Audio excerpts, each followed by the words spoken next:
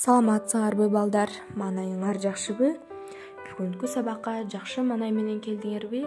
Анда эмесе биз бүгүнкү сабагыбызды баштайбыз. Бүгүнкү тарбиялык саатыбыздын темасы кайрымдуулук, жакшы сапат.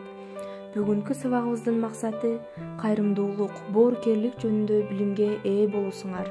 Акыл эс, ой жүгүртүүңөр өсөт. Кайрымдуулук, боорукерлик жөнүндө тарбия аласыңар.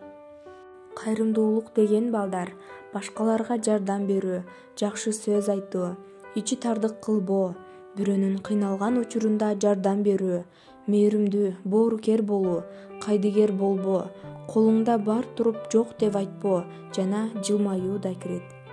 Адамдардагы эң жакшы сапаттардын бири бул кайрымдуулук болуп эсептелинет. Эгерде бирөөгө жакшылык кылсаң, анда бир күн келип сага да бирөө жакшылык кылат. Боорукерлик бири-бириңерге жакшы мамиледе болуу болуп саналат. Мына балдар, боорукерлик, кайрымдуулук жөнүндө да маалыматтарды билип алдыңар. Анда эмесе төмөндөгү суроолорго жооп бергилечи балдар. Боорукерлик деген эмне?